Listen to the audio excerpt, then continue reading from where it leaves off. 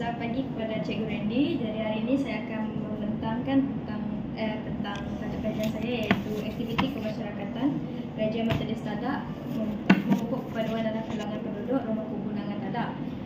Sebelum itu, izinkan saya memperkenalkan diri. Nama saya ialah Elizabeth Chong. Nomor pengenalan 06 103 05 0430 dan kependekan saya ialah SS 3115 1006 daripada tingkatan 6 atas Anggaret, dan pembimbing saya ialah Cikgu Randy kemarin bin Zulfi. Jadi pengenalan, menurut Kamus Dewan edisi keempat 2007, integrasi bermaksud penggabungan atau pergabungan dua atau beberapa kaum yang melibatkan unsur, bahagian dan lain-lain menjadi satu kesatuan penyatuan. Definisi ini menekankan proses penyatuan elemen-elemen yang berbeza untuk membentuk satu kesatuan yang lebih besar, manakala berintegrasi pula merujuk kepada maksud bergabung atau gabungan. Contohnya, menggabungkan dua atau beberapa kaum menjadi satu kesatuan. Hal ini dapat dikaitkan dengan gabungan kepelbagaian kaum dalam aktiviti kemasyarakatan yang dijalankan di beberapa tempat seperti gereja. Menurut tokoh yang terkemuka iaitu Robert Putnam pada tahun 2000 dalam bukunya yang bertajuk Bowling Alone: The Collapse and Revival of American Community, Putnam mentarifkan aktiviti kemasyarakatan sebagai segala bentuk interaksi sosial yang membina kepercayaan, kerjasama dan rangkaian sosial dalam sesebuah komuniti. Menurut Putnam, aktiviti kemasyarakatan boleh merangkumi pelbagai aspek seperti penyertaan dalam organisasi masyarakat, seperti keanggotaan dalam kelab, persatuan, NGO dan kumpulan sukarela yang memperkukuh jaringan sosial. Selain itu, kerjasama dalam kejiranan seperti gotong royong, bantuan bencana dan projek komuniti yang menyeratkan hubungan sesama individu. Tambahan lagi, dalam aspek sumbangan kepada kebajikan sosial dan interaksi sosial dalam kehidupan sehari-hari. Jadi rasional kajian saya bagi tajuk kajian ini ialah mengkaji bagaimana aktiviti kemasyarakatan Gereja Metodis Tadak dapat memupuk perpaduan penduduk Rumah Kegunangan Tadak.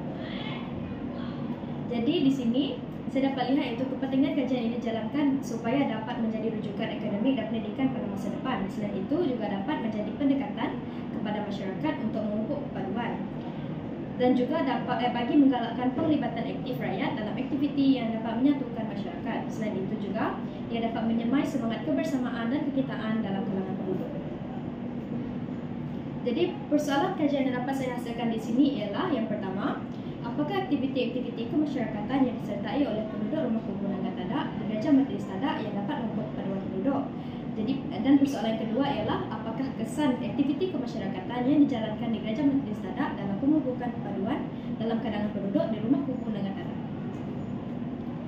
Jadi objektif kajian yang dapat saya hasilkan di sini juga ialah bagi mengenal pasti aktiviti-aktiviti kemasyarakatan yang disertai oleh penduduk Rumah Kegunangan Tadak di Gereja Metodis Tadak yang dapat memupuk perpaduan penduduk, dan juga mengkaji kesan aktiviti kemasyarakatan yang dijalankan di Gereja Metodis Tadak dalam pemupukan perpaduan dalam kalangan penduduk dan Rumah Kegunangan Tadak.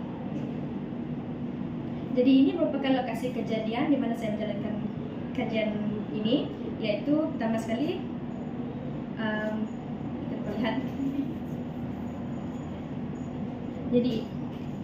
Jadi ini merupakan lokasi kajian yang telah saya pilih, iaitu di Gereja Metodis Tadak.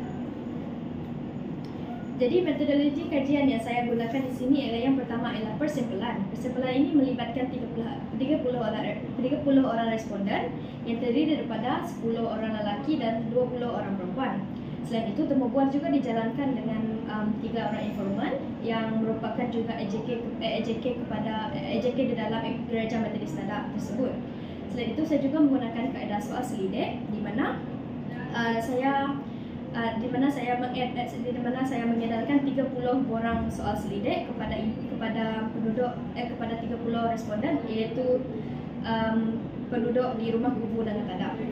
Saya juga menjalankan pemerhatian semasa saya menjalankan tinjauan di kawasan kajian dengan cara saya mengambil gambar sebagai bukti saya telah menjalankan kajian lapangan, dan juga saya juga menjalankan kaedah kepustakaan di mana saya menggunakan salah satu platform seperti buku, artikel, sumber internet dan juga kamus supaya dapat data-data ataupun maklumat yang berkaitan dengan tajuk kajian ini.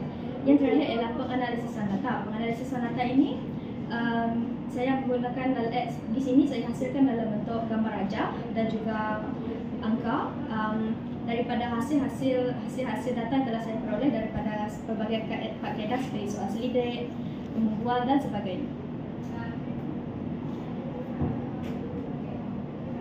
Dan ini merupakan dapatan yang pertama daripada aktiviti-aktiviti kemasyarakatan yang disertai oleh penduduk Rumah Kubur Naga Tadak di Gajah Metodis Tadak yang dapat memupuk paduan penduduk. Jadi di sini kita dapat lihat tafsiran peratusan item yang tertinggi ialah sambutan perayaan Hari Krismas dan perayaan-perayaan lain yang mendapat tafsiran ya iaitu sebanyak 27 dan tidak seramai 3 orang. Selain itu, bagi yang kedua tertinggi pula iaitu gotong royong dan pembersihan kawasan iaitu mendapat tafsiran ya sebanyak 23 orang dan tidak sebanyak 7. Selain itu yang ketiga tertinggi pula ialah aktiviti kebajikan melawat penduduk setempat iaitu mendapat tafsiran ya sebanyak 20 dan tidak sebanyak 10. Dan yang keempat ialah aktiviti rekreasi penduduk iaitu seramai 15 orang menjawab ya dan 15 orang juga menjawab tidak. Dan yang terakhir ialah perkhidmatan pemeriksaan kesihatan di mana tafsiran tidak mendapat 30 dan ini merupakan tafsiran yang terendah pada dapatan kajian ini.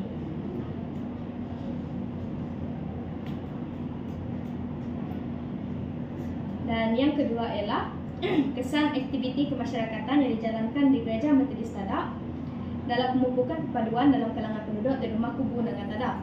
Jadi di sini kita dapat lihat tafsiran min yang paling tinggi ialah memupuk sikap kerjasama iaitu mendapat setuju sebanyak 25, kurang setuju sebanyak 5 dan tidak setuju sebanyak 0. Dan bagi item yang kedua tertinggi pula iaitu 2.80 iaitu merapatkan hubungan silaturahim dan mengurangkan sikap prejudis iaitu seramai 24 orang mengatakan setuju dan 6 orang mengatakan kurang setuju. Dan bagi yang ketiga ialah 2.73 iaitu memupuk semangat kekitaan dalam kalangan penduduk. Iaitu terdapat 24 orang mengatakan setuju dan 4 orang mengatakan kurang setuju dan terdapat 2 orang juga yang mengatakan tidak setuju. Dan menyatukan penduduk setempat seramai 18 orang mengatakan setuju dan 12 orang mengatakan kurang setuju. Dan akhir sekali meningkatkan semangat toleransi antara penduduk iaitu seramai 19 orang mengatakan setuju, 8 orang mengatakan kurang setuju dan 3 orang mengatakan tidak setuju.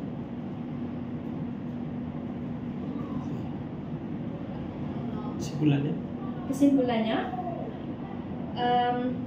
dalam mengkaji aktiviti-aktiviti kemasyarakatan yang disertai oleh penduduk Rumah Kubur Naga Tadak dan dapatan bagi objektif pertama yang menunjukkan aktiviti-aktiviti kemasyarakatan yang disertai oleh penduduk Rumah Kubur Naga Tadak di Gajah Metodis Tadak yang dapat memupuk paduan penduduk.